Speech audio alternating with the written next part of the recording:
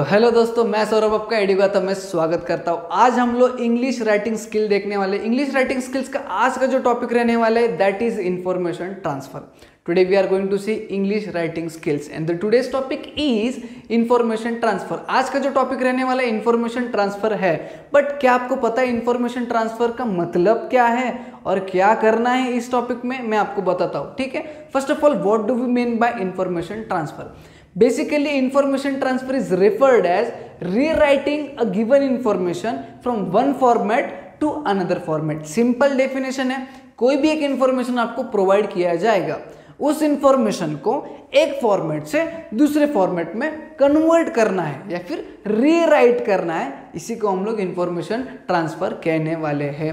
Now information transfer is again classified into two types. First one is that is called as A1, verbal to non-verbal information transfer, and the second one which is also known as A2, that is non-verbal to verbal information transfer.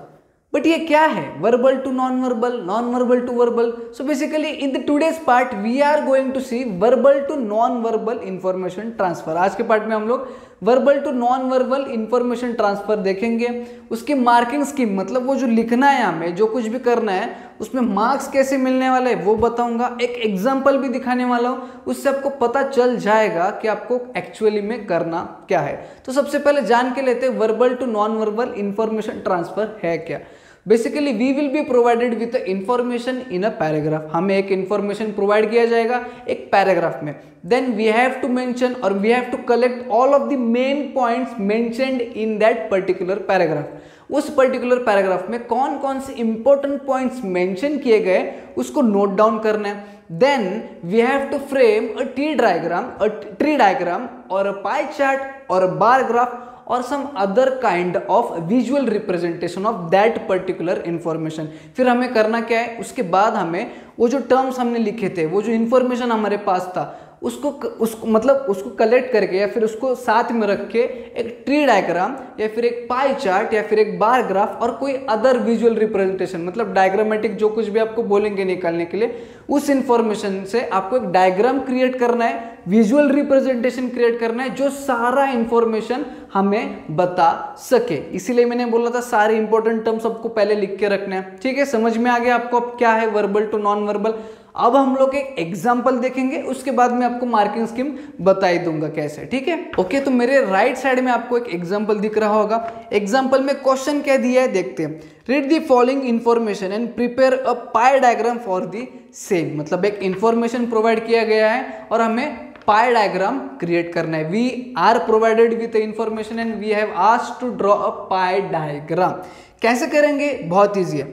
अब जो information दिया है that is related to annual water usage in Maharashtra. मतलब जो महाराष्ट्र में जो annually water use हो रहा है, कैसे यूज हो रहा है, मतलब कहाँ पे कितने अमाउंट ऑफ वाटर यूज किया जा रहा है, उसके बारे में इंफॉर्मेशन दिया है। एक पैराग्राफ दिया है, तो सबसे पहले करना क्या है, आपको पैराग्राफ पूरा पढ़ना है। ठीक है, जितना भी दिया होगा आपको। उसके बाद उसमें कौन कौन से टर्म्स इंक्लूड किए गए हैं उसको एक साइड में या फिर एक रफ में लिख के रखना है। क्यों?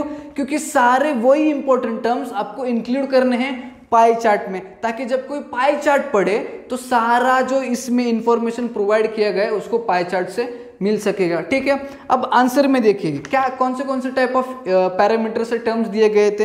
ये जो कुछ भी पानी यूज किया गया है महाराष्ट्र में, उसमें से इरिगेशन में कितना यूज किया है, डोमेस्टिक में कितना यूज किया है, मतलब अदर यूसेज क्या है उसका, और इंडस्ट्रीज ने कितना यूज किया है, ये टर्म्स आपको पैराग्राफ में मेंशन किया गया है और उसका परसेंटेज भी दिया है। तो इसको आपने रफ में लिख के रखना है। उसके बाद एक पाई डायग्राम बनाना है, पाई चार्ट बनाना है, बहुत ईजी है। पाई चार्ट बनाया, उसके बाद जो टर्म्स दिए गए थे इंफॉर्मेशन में, उस टर्म्स को इस पाई चार्ट में फिट करना है। जैसे कि इरिगेशन 86% यूज किया गया है या फिर यूज किया गया था उस टाइम पे, तो 86% जो पाई चार्ट का जो 86% एरिया है उसमें मैंने इरिगेशन लिखा है। उसके बाद 7% जो था वो डोमेस्टिक यूज था, इसलिए मैंने 7% जो एरिया है उसमें डोमेस्टिक लिख दिया। 1% जो था वो इंडस्ट्रीज ने यूज किया था, इसलिए 1% एरिया इंडस्ट्रीज में डाल दिया, और जो अदर यूसेज था दैट वाज 6%।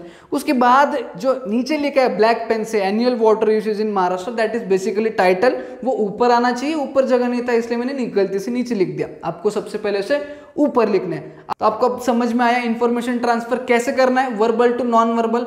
अब मार्किंग स्कीम आपको मैं बताता हूँ। सबसे पहले जो verbal to non verbal information transfer है, उसमें जो टाइटल रहेगा उसको 1 मार्क दिया जाएगा।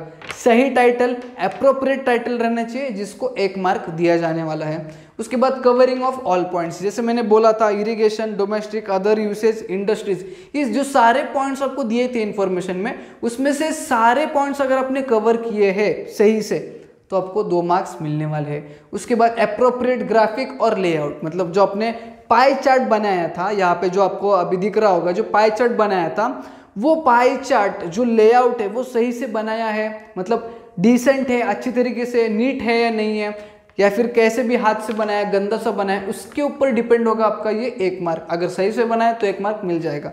उसके बाद ओवरऑल रिप्रेजेंटेशन कैसा है उसको देते हैं 1 मार्क। तो बेसिकली ये होगा आपका 5 मार्क्स के लिए। बहुत इजी टॉपिक है, ठीक है।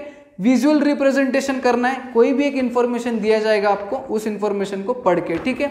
अगर आपको इस वीडियो में दिए गए या फिर मेंशन किए गए सारे पॉइंट्स समझ में आ गया हो, अगर आपको ये वीडियो अच्छा लगा हो तो ज़रूर लाइक करना, ज़्यादा से ज़्यादा बच्चों में शेयर ज़रूर करना, नए हो तो चैनल को सब्सक्राइब करके जाना। हम मिलेंगे नई वीडियो में।